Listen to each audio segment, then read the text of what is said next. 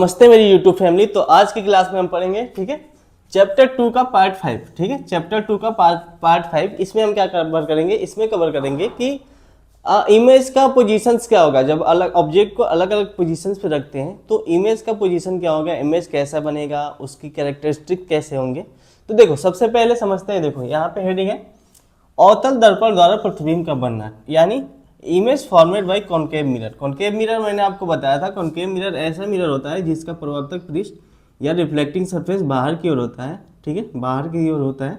यानी इसको बनाते कैसे हैं, जब खोखले गोले को बीच से काट देते हैं, काटने के बाद एक साइड को सिल्वर ऑक्साइड या रेड ऑक्साइड से पॉलिश कर देते हैं, तो ये जो दर्पण प्राप्त होता है उसको क्या बोलते हैं, उसको गोलीय दर्पण। ठीक है, जब बाहर से हम लेप लगाते हैं, बाहर से पॉलिश करते हैं तो कॉनकेव बनता है, जब अंदर की ओर पॉलिश करते हैं तो कॉन्वेक्स बनता है। ठीक है, तो अब समझते हैं कि अवतल दर्पण द्वारा प्रतिबिंब का बनना। ठीक है, प्रतिबिंब कैसे बनता है।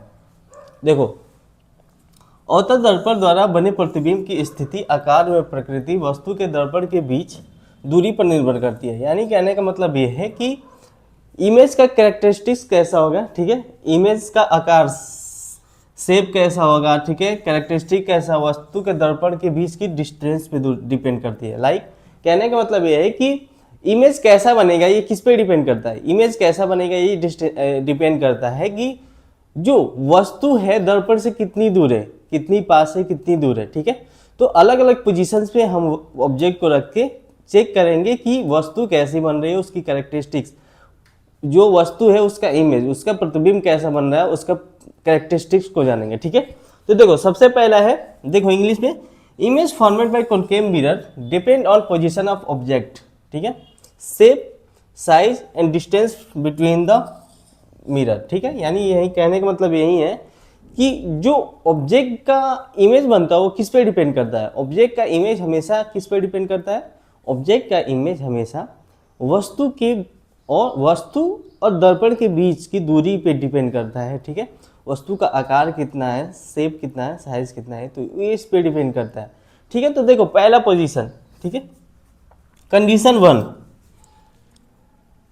जब वस्तु अनंत दूरी पे स्थित हो, when object is infinity distance. यानी कंडीशन पहला कंडीशन में हम समझते हैं कि जब वस्तु कहाँ पे हो, अनंत पे हो। ठीक है, देखो कॉनकेव मिरर ये क्या है, ये आपका क्या है, कॉनकेव मिरर है। ठीक है,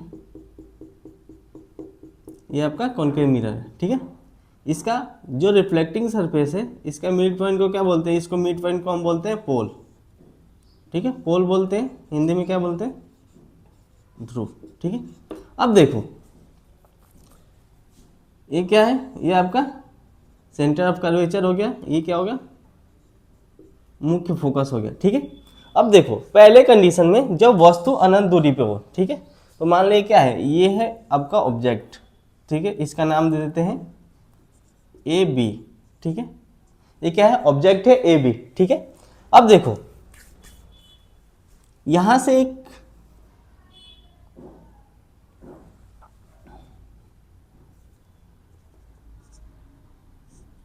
ठीक है, देखो यहां से दो लाइट आ रही है। ठीक है, यहां से दो लाइट आ रही है, और पास कर दो इसको। देखो दो लाइट आ रही है, किसी वस्तु से दो लाइट आ रही है। ठीक है, जो एक मुख्य फोकस होके जा रही है। ठीक है, मुख्य फोकस है, ये क्या होगी, ये मैंने रूल पहला नियम आपको बताया था कि जब भी प्रकाश की किरण, ठीक है, मुख्य फोकस से होके गुजरती है तो परिवर्तन के पश्चात प्रिंसिपल एक्सिस यानी इसके क्या हो जाती है, इसके मुख्य अक्ष के समानांतर हो जाती है। यही बताया था कि मुख्य फोकस से होकर जब लाइट आती है तो जब मिरर से, दर्पण से रिफ्लेक्शन होता है तो प्रिंसिपल एक्सिस यानी मुख्य अक्ष के समानांतर हो जाती है। ठीक है, ये पहली लाइट आई। अब देखो यहां से एक और लाइट लाओ। ठीक है,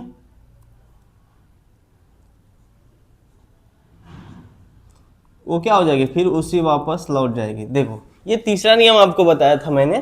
तीसरा नियम आपको क्या बताया था कि जब कोई प्रकाश की किरण सेंटर ऑफ कर्वेचर यानी वक्रता केंद्र से होके आती है, ठीक है, परिवर्तन के पश्चात फिर उसी माध्यम में लौट जाती है। तो ठीक है, देखो फ्रॉम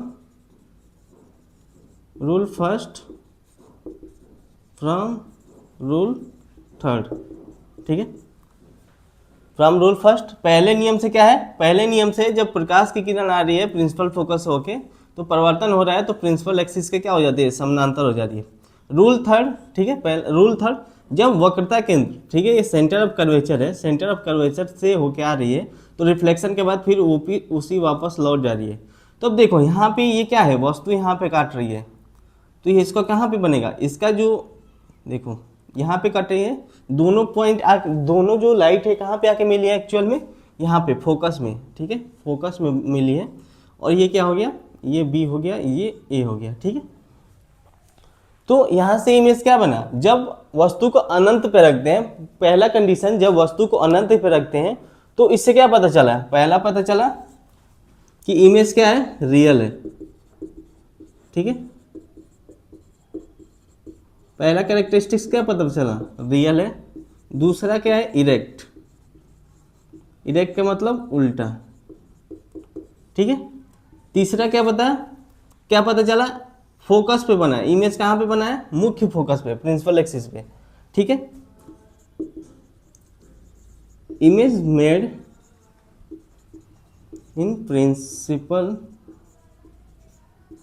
फोकस, मुख्य फोकस पर बना, ठीक है। चौथा कैरेक्टरिस्टिक क्या है इसका, चौथा character smaller than object, smaller than object, यानी वस्तु से क्या होगा, छोटा होगा,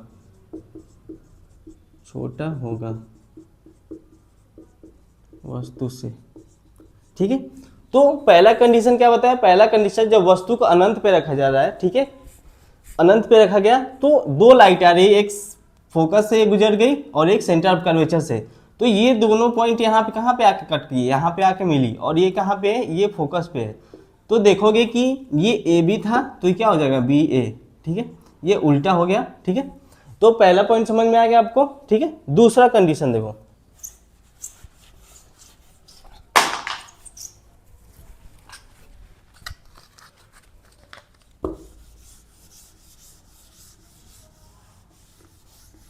ठीक है, ये क्या था, ये था आपका पहला कंडीशन।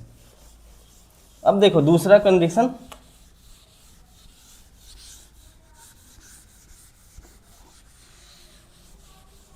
देखो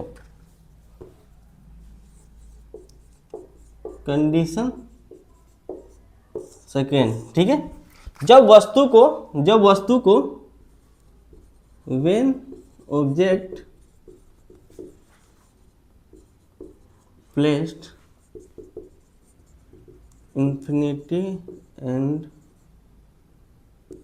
सेंटर ऑफ कर्वेचर, ठीक है। यानी कहने का मतलब ये है कि जब वस्तु को अनंत तथा वक्रता केंद्र के बीच स्थित हो, यानी कहने का मतलब ये है कि देखो जैसे ये क्या हो गया, आपका दर्पण हो गया, ठीक है, अवतल दर्पण हो गया, ये हो गया अवतल दर्पण, ये क्या हो गया, इसका पोल हो गया, ये क्या हो गया, मुख्य फोकस हो गया, ये क्या हो गया, इसका सेंटर ऑफ कर्वेचर हो गया, ठीक है। जब वस्तु को मान लो ये अनंत और यहाँ पे रख दिया जाए, ठीक है, ये कोई वस्तु है ए बी, ठीक है, कोई वस्तु है अभी। अब देखो तो एक लाइट को क्या करो, एक लाइट को यहाँ से लेके जाओ, फोकस से होके लेके जाओ, ठीक है, ये रिफ्लेक्शन होगा तो क्या हो जाएगा, और एक वस्तु को कहाँ पे लेके जाओ, एक वस्तु को सेंटर ऑफ कर्वेचर से लेके जाओ, ठीक है। तो ये लाइट आ रही है, ये लाइट आ रही है, ये इधर से इधर चली गई, ठीक है, और एक सेंटर ऑफ कर्वेचर से लाइट आ रही है, तो यहाँ पे रिफ्लेक्शन होने के बाद फिर उसी वापस लौट जाएगी, ठीक है। तो देखो एक्चुअल में कहाँ पे यही दोनों यहाँ पे लाइट मिली है, तो यहीं पे क्या बनेगा, यहीं पे इसका इमेज बनेगा, ये बी हो गया, ये हो गया।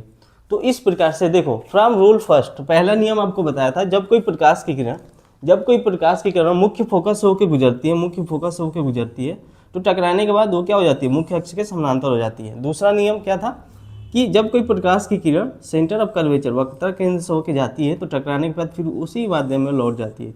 तो देखो ये दोनों कहाँ पे मिले, ये दोनों यहाँ पे मिल गए, ठीक है, तो ये क्या बनेगा, यहीं पे इसका इमेज बनेगा। तो इसका जब वस्तु को अनंत तथा सेंटर ऑफ कर्वेचर वक्रता केंद्र के बीच रखते हैं तो उसकी कैरेक्टरिस्टिक्स क्या होती है, पहला कैरेक्टरिस्टिक्स उल्टा बनेगा, इरेक्ट,